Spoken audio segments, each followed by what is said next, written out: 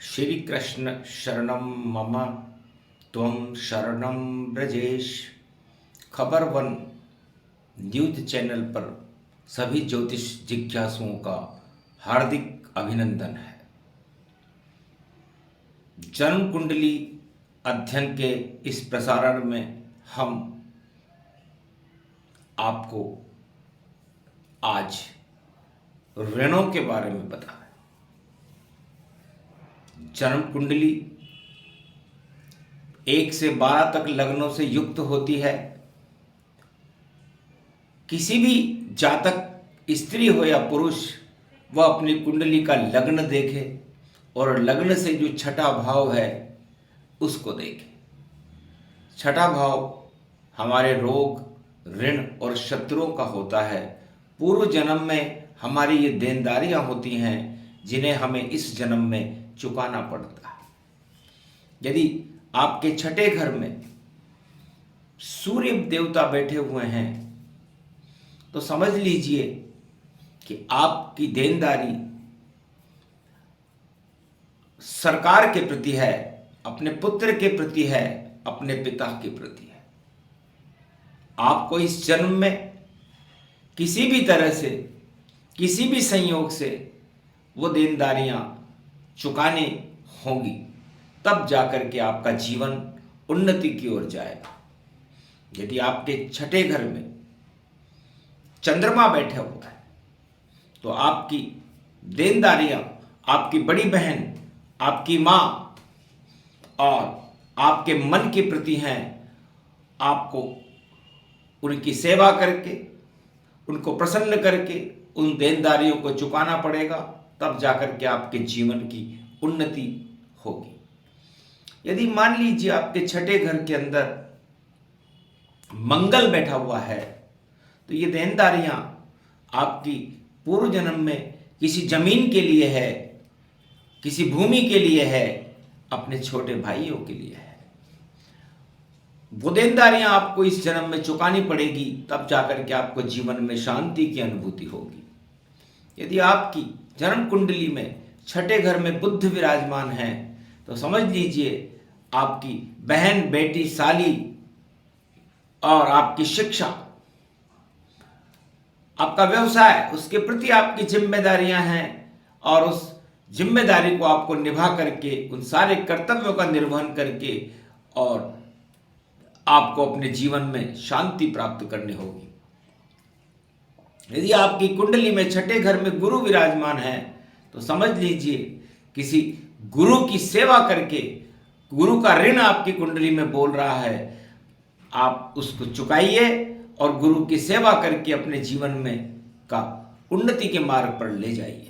यदि आपकी कुंडली में छठे घर में शुक्रदेव विराजमान है तो समझ लीजिए कि आपकी जीवन की जिम्मेदारियां अपनी पत्नी के प्रति है, अपने भोगों के प्रति है।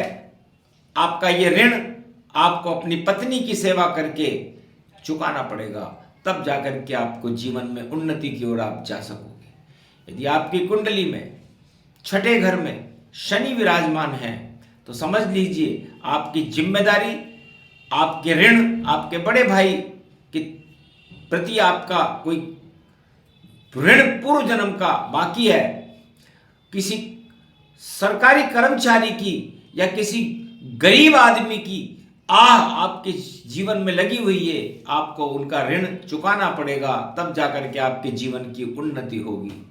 यदि आपके छठे घर में राहु विराजमान है तो आपके दादा के प्रति आपका कोई ऋण बाकी है जिसे आपको चुकाना पड़ेगा। यदि आपकी कुंडली में वहां पर केतु विराजमान है तो समझ लीजिए आपको किसी साधु या किसी आपके नाना, उनके प्रति आपकी कोई ऋण है, उसको आपको चुकाना पड़ेगा। ये तो छठे घर का एक सामान्य, उस घर में जो ग्रह बैठते हैं उनसे हम अनुमान लगाते हैं कि हम पूर्व जन्म में कौन से ऋण लेकर के आए हैं और इनको कैसे चुकाएंगे। लेकिन कन्या राशि, छठा भाव कन्या राशि का सूचक है। आपकी कुंडली में कन्या राशि जहां भी बैठी हुई है, एक लग्न से लेकर के और 12 भाव तक, वह आपकी जिम्मेदारी आपको परेशान करके रखेगी। तो मान लीजिए आपका 6 नंबर आपके लगन में बैठा हुआ है, तो आपको अपने विचारों में परिवर्तन करना होगा, अपनी जीवन शैली में परिवर्तन करना होगा, अपने आप को बदलना होगा, अन्यथा आप उन्नति के मार्ग पर आगे नहीं जा सकते। यदि आपका 6 नंबर दूसरे भाव में बैठा हुआ है, तो आपकी जिम्मेदारी आपके परिवार के प्रति है, आपके संचित धन के प्रति है, उसमें आपको भारी कष्ट उठाने पड़ेंगे यदि आपने वो जिम्मेदारी का कर्तव्य पूर्वक निर्वहन नहीं किया। तो जिनकी दूसरे भाव में 6 नंबर की राशि लिखी हुई हो, तो समझ लेना चाहिए कि उसे परिवार का निर्वाह करने में अपना पूरा जीवन लगा देना चाहिए। यदि 6 नंबर की राशि आपके तीसरे घर में बैठी हुई है, तो समझ लीजिए यह आपका पराक्रम भाव है, जहां आपको अपने छोटे भाई बहनों के प्रति और पूरी ताकत से उनके जीवन का निर्वाह करना पड़ेगा, उनकी सेवा करनी पड़ेगी, तब जाकर के आपका जीवन उन्नतिशील बनेगा। यदि ये परिवर्तन आपने नहीं किए, तो आपको भाई बहनों की ओर से दुख उठाना पड़ेगा। यदि आपकी 6 नंबर की राशि चौथे घर में बैठी है, जो सुख वाहन का भाव है, मां का भाव है, तो आपको अपनी मां की सेवा करनी पड़ेगी, आपको अपने सारे विचार बदलने पड़ेंगे, सुखों के अभाव में वरना आपको जीना पड़ेगा। इसलिए आप अपनी माता, अपने इमोशन, अपने मन और अपने वाहन भूमि भवन, इन सब की आपका कर्जा है, उस कर्जे को चुकाते हुए आप बिल्कुल सतर्क रहें और अपने जीवन के अंदर उन्नति के मार्ग पर ले जाने के लिए इस सारी सेवा करके अपना जीवन प्रगतिशील बनाएं। यदि आपका 6 नंबर 5वें भाव में रखा हुआ है, पंचम स्थान, आपकी सारी देनदारियां आपके पुत्रों के प्रति है, आपके ज्ञान के प्रति है, तो आपको किसी भी विद्यालय में जाकर गरीब बच्चों को अवश्य उनकी शिक्षा में कोई सहयोग देना चाहिए, विद्यालय निर्माण में कोई सहयोग करना चाहिए, या किसी गरीब की शिक्षा के लिए आपको कोई भी सेवा करनी चाहिए, तब आपका वो ऋण चुकेगा, अन्यथा आप दुखी रहोगे जीवन में और प्रगति को प्राप्त नहीं कर पाओगे। यदि आपके छठे घर में 6 नंबर की राशि आ रही है, तो समझ लीजिए कि आप किसी भी रोग से ग्रस्त हो सकते हैं, और ये रोग आपको तब जाकर के ठीक होगा जब आप किसी रोगी व्यक्ति की सेवा करेंगे, अस्पताल में जाकर के किसी को मुफ्त दवा बांटेंगे, तब आपका एक कर्ज चुकेगा और तब जाकर के आपका भाग्य आपका साथ देने लगेगा। यदि 6 नंबर की राशि आपके 7वें घर में मौजूद है, तो यह आपके दाम्पत्य जीवन को, आपके पारिवारिक जीवन को, आपके मित्रों को, आपके व्यापार को बहुत ज्यादा परेशानी में डाल देगी। इसलिए आपको अपने मित्रों से, अपने पत्नी से और अपने सभी जितने भी आपके संगठन के मित्र हैं, उनका सहयोग करके और उनकी सेवा करके आप अपना मार्ग प्रशस्त कर सकते हैं। यदि मान लीजिए आपके 6 नंबर की राशि 8वें घर में है, तो ससुराल के प्रति आपको और अपने सारी सेवाएं देनी पड़ेंगी, तब जाकर के आपकी उन्नति का मार्ग प्रशस्त होगा।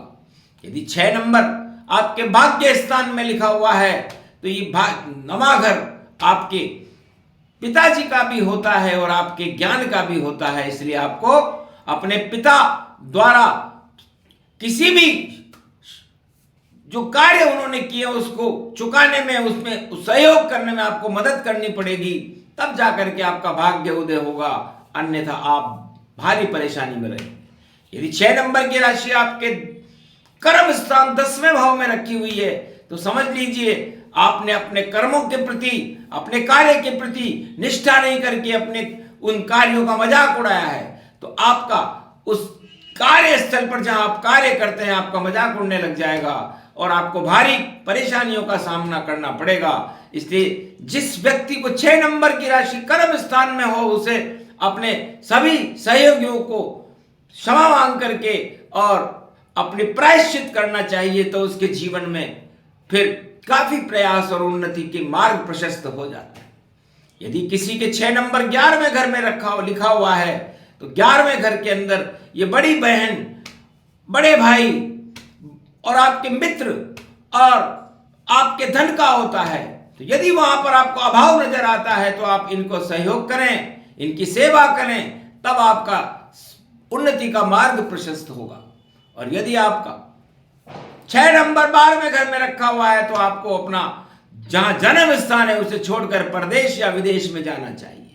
वहां पर जाकर के आपको शांति मिलेगी और सभी अपने शुभ और अशुभ कर्मों का प्रायश्चित करते हुए भगवान में अपना ध्यान लगाना चाहिए, तब जाकर के आपको सफलता आपके कदम चूमेगी। तो एक संक्षिप्त वर्णन आपको बताया। ये 6 नंबर हमेशा रोग ऋण शत्रु की राशि, कन्या राशि को कहते हैं, इसके स्वामी बुध होते हैं। तो आपकी बुद्धि में रुकावट पैदा कर देते हैं और उससे आपको परेशानी का सामना करना पड़ता है। इन परेशानियों से मुक्त होने के लिए आप सेवा भाव को जागृत कीजिए, परहित कीजिए, दूसरों का भला कीजिए। जिस भाव में ये 6 नंबर बैठा हुआ है उनकी सेवा कीजिए, तो आपकी जिंदगी, एक नया प्रकाश आपकी जिंदगी में होगा और आपका जीवन सफलता की मार्गदर्शन को चूमने लगेगा। सफलता आपके ऊपर प्रकाशित होकर के प्रकाशमान रहेगी। ये छोटा सा मार्गदर्शन आपको वाणी गुरु जी ने ज्योतिष मार्गदर्शन में दिया। इसे आप समझें, अपने जीवन में उतारें, अपनी कुंडली को देखें और फिर देखें कि ये सूत्र कितना सत्य है। और यदि आपने उन पर बताए हुए मार्गदर्शन में कार्य किया तो आपके जीवन में सफलता को कोई रोक नहीं सकता। जय श्री कृष्ण।